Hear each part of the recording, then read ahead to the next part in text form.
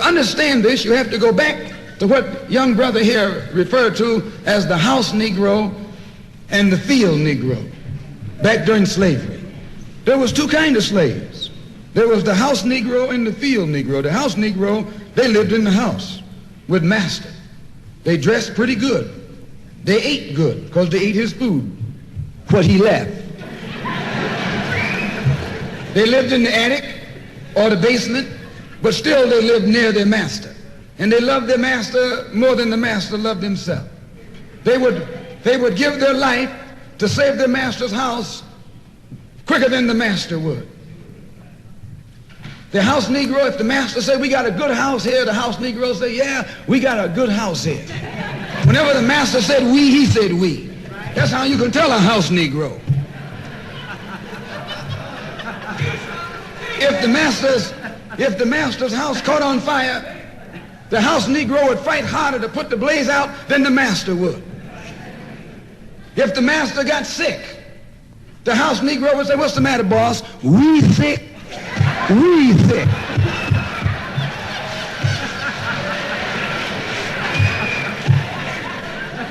He identified himself with his master more than his master identified with himself. And if you came to the house Negro and said, let's run away, let's escape, let's separate, that house Negro would look at you and say, man, you crazy. What you mean separate? Where is there a better house than this? Where can I wear better clothes than this? Where can I eat better food than this? That was that house Negro. In those days, he was called a house nigger. And that's what we call him today because we still got some house niggers running around here.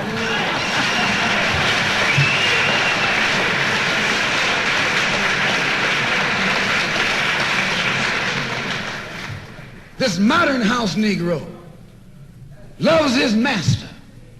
He wants to live near him. He'll pay 3 times as much as the house is worth just to live near his master. And then brag about, I'm the only Negro out here.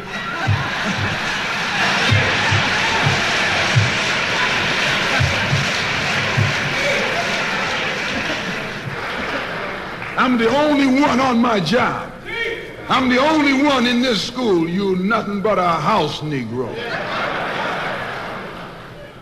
And if someone come to you right now and say, let's separate, you say the same thing that the house Negro said on the plantation.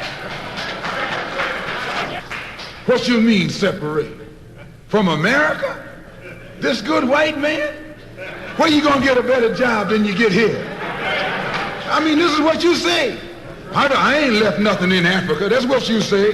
Why, you left your mind in Africa.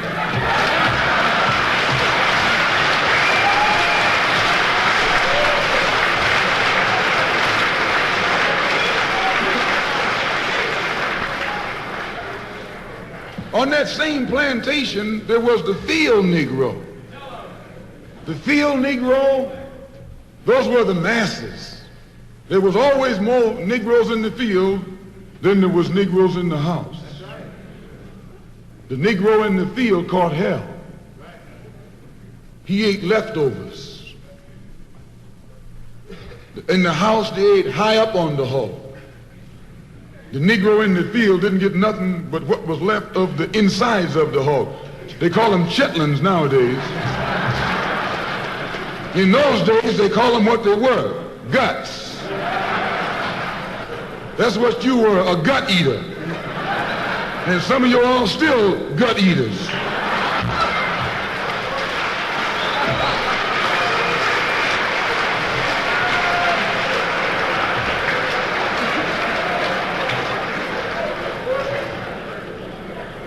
The field Negro was beaten from morning till night. He lived in a shack, in a hut. He wore cast-off clothes. And he hated his master. I say he hated his master. He was intelligent. That house Negro loved his master.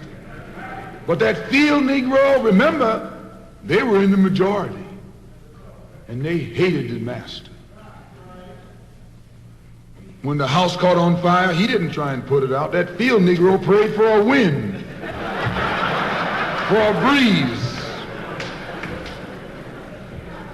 When the master got sick, the field Negro prayed that he died.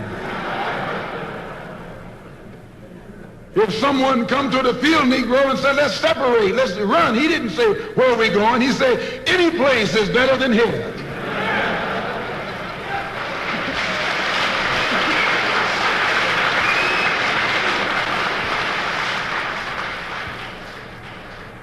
You got field Negroes in America today.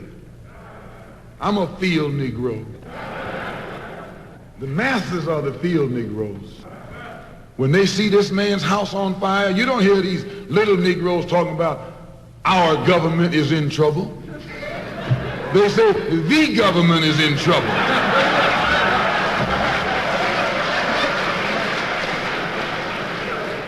Imagine a Negro, our government.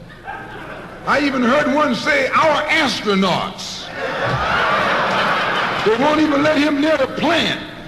And our astronauts, our Navy, that's a Negro that's out of his mind. That's a Negro that's out of his mind. Just as the slave master in that day used Tom, the house Negro, to keep the field Negroes in check, the same old slave master today has Negroes who are nothing but modern Uncle Toms, 20th century Uncle Toms, to keep you and me in check, keep us under control, keep us passive and peaceful and nonviolent. That's Tom making you nonviolent. It's like when you go to the dentist and the man is going to take your tooth. You're going to fight him when he starts pulling. So they squirt some stuff in your jaw called Novocaine to make you think they're not doing anything to you. So you sit there, and because you got all that Novocaine in your jaw, you suffer peacefully.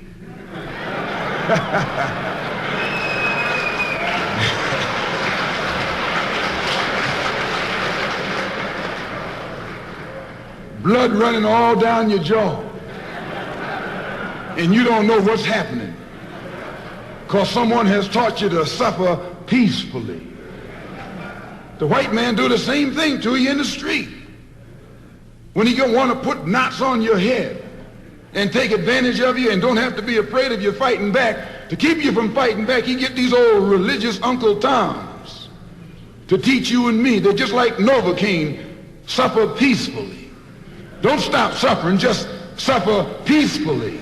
As Reverend Cleave pointed out, let your blood flow in the streets. This is a shame. And you know he's a Christian preacher. If it's a shame to him, you know what it is to me.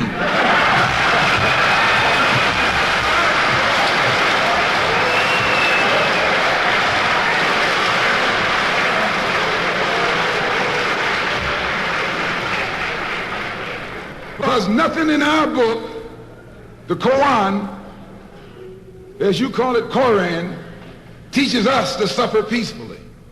Our religion teaches us to be intelligent, be peaceful, be courteous, obey the law, respect everyone. But if someone puts his hand on you, send him to the cemetery.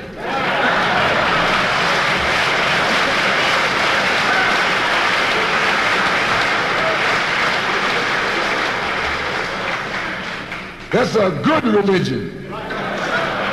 In fact, that's that old-time religion.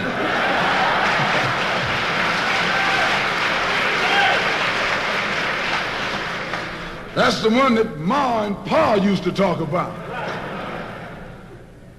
An eye for an eye, and a tooth for a tooth, and a head for a head, and a life for a life. That's a good religion. And then anybody, no one resents that kind of religion being taught but a wolf who intends to make you his meal. This is the way it is with the white man in America. He's a wolf and you a sheep. Anytime a shepherd, a pastor, teach you and me not to run from the white man, and at the same time teach us don't fight the white man, he's a traitor. to you and me. Don't lay down our life all by itself. No. Preserve your life. It's the best thing you got. And if you got to give it up, let it be even Stephen.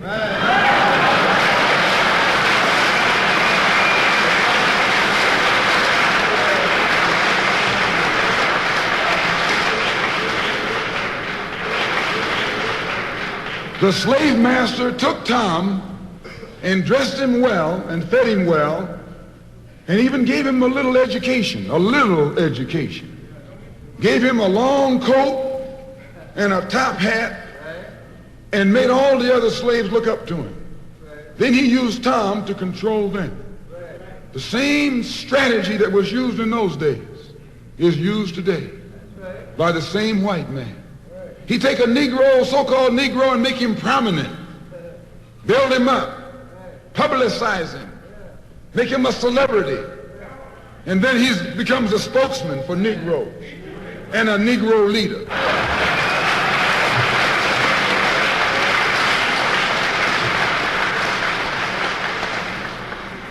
I would like to just mention one thing else quickly, and that is the method that the white man uses, how the white man uses these big guns or Negro leaders against the black revolution. They are not a part of the black revolution. They're used against the black revolution. When Martin Luther King failed to desegregate Albany, Georgia, the civil rights struggle in America reached its low point. King became bankrupt almost as a leader. Plus, even financially, the Southern Christian Leadership Conference was in financial trouble. Plus, it was in trouble, period, with the people when they failed to desegregate Albany, Georgia. Other Negro civil rights leaders of so-called national stature became fallen idols. As they became fallen idols, began to lose their prestige and influence, local Negro leaders began to stir up the masses. In Cambridge, Maryland, Gloria Richardson. In Danville, Virginia, and other parts of the country, local leaders began to stir up our people at the grassroots level. This was never done by these Negroes whom you recognize of national stature. They controlled you, but they never incited you or excited you. They controlled you. They contained you. They kept you on the plantation. As soon as King failed in Birmingham, Negroes took to the streets. King got out and went out to California to a big rally and raised about, I don't know how many thousands of dollars. Come to Detroit and had a march and raised some more thousands of dollars. And recall, right after that, Wilkins attacked King, accused King and the Corps of starting trouble everywhere and then making the NAACP get him out of jail and spend a lot of money, and then he accused King and Corps of raising all the money and not paying it back. This happened. I got it in documented evidence in the newspaper. Roy started attacking King, and King started attacking Roy, and farmers started attacking both of them. And as these Negroes of national stature begin to attack each other, they begin to lose their control of the Negro masses. And Negroes was out there in the streets. They was talking about, we're going to march on Washington. By the way, and right at that time, Birmingham had exploded, and the Negroes in Birmingham, remember, they also exploded. They began to stab the crackers in the back and bust them upside the head. Yes, they did. That's when Kennedy sent in the troops down in Birmingham. So, and right after that, Kennedy got on the television and said, this is a moral issue. That's when he said he's going to put out a civil rights bill. And when he mentioned civil rights bill and the Southern crackers started talking about they were going to boycott it or filibuster it, then the Negroes started talking about what? We're going to march on Washington, march on the Senate, march on the White House, march on the Congress, and tie it up, bring it to a halt. Don't let the government proceed. They even said they was going to go out to the airport and lay down on the runway and don't let no airplanes land. I'm telling you what they said. That was revolution. That was revolution. That was the black revolution. It was the grassroots out there in the street. Scared the white man to death. Scared the white power structure in Washington, D.C. to death. I was there. When they found out that this black steamroller was going to come down on the Capitol, they called in Wilkins. They called in Randolph. They called in these national Negro leaders that you respect and told them, call it off. Kennedy said, look, you all letting this thing go too far. And old Tom said, boss, I can't stop it because I didn't start it.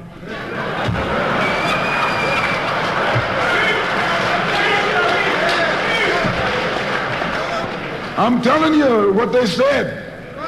They said, I'm not even in it, much less at the head of it. They said, these Negroes are doing things on their own. They're running ahead of us. And that old shrewd fox, he said, well, if you all aren't in it, I'll put you in it. I'll put you at the head of it. I'll endorse it. I'll welcome it. I'll help it. I'll join it. A matter of hours went by. They had a meeting at the Carlisle Hotel in New York City. The Carlisle Hotel is owned by the Kennedy family. That's the hotel Kennedy spent the night at 2 nights ago. Belongs to his family.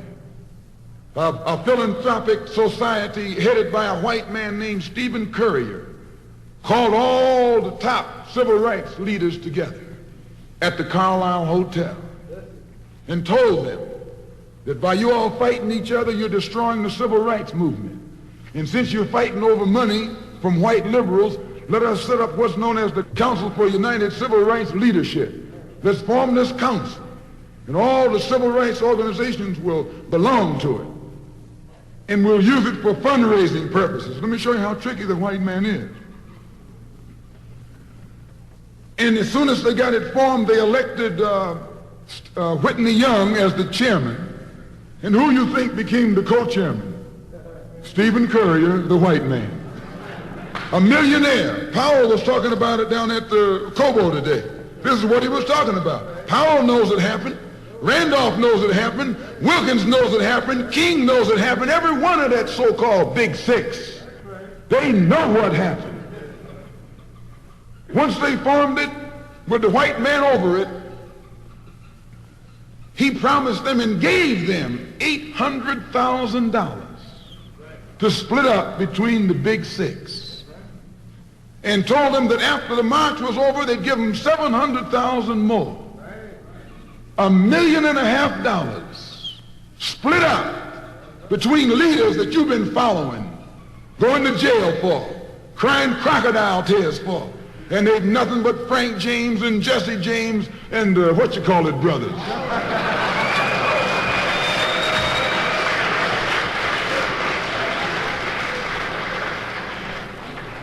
Soon as they got the setup organized, the white men made available to them top public relations experts.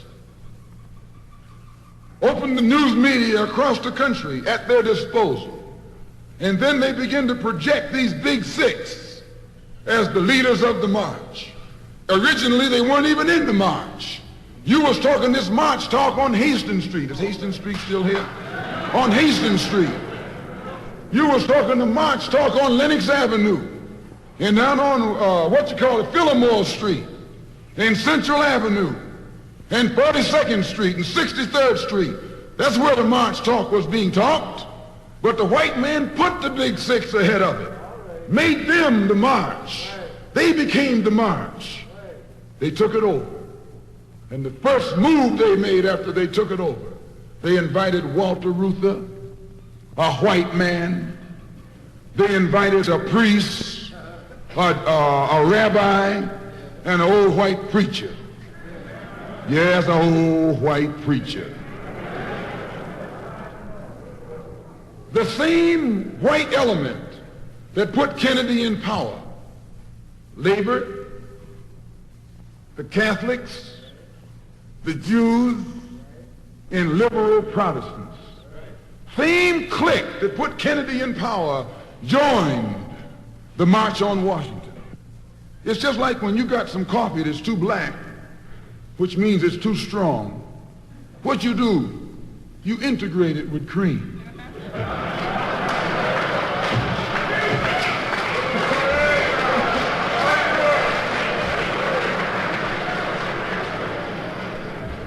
You make it weak. If you pour too much cream in, you won't even know you ever had coffee. It used to be hot, it becomes cool. It used to be strong, it becomes weak. It used to wake you up, now it'll put you to sleep.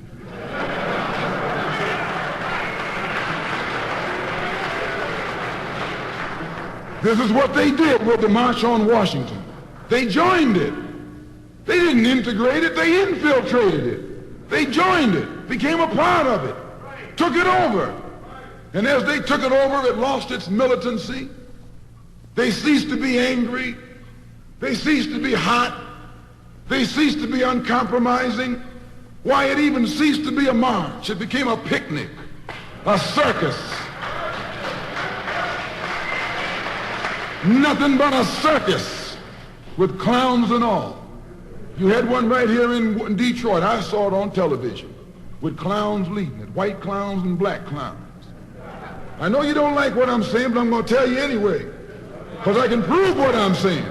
If you think I'm telling you wrong, you bring me Martin Luther King and A. Philip Randolph and James Farmer and those other three, and see if they'll deny it over a microphone. No, it was a sellout. It was a takeover. When James Baldwin came in from Paris, they wouldn't let him talk because they couldn't make him go by the script. Burt Lancaster read the speech that Baldwin was supposed to make. They wouldn't let Baldwin get up there because they know Baldwin liable to say anything. They controlled it so tight, they told those Negroes what time to hit town, how to come, where to stop, what sign to carry, what song to sing, what speech they could make and what speech they couldn't make, and then told them to get out of town by sundown.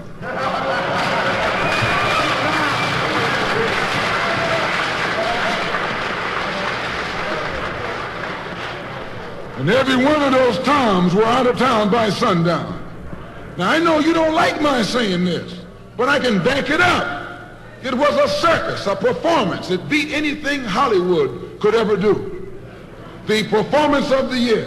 Ruther and those other three devils should get a Academy Award for the best actors because they acted like they really loved Negroes and fooled a whole lot of Negroes. And the 6 Negro leaders should get an award too for the best supporting cast.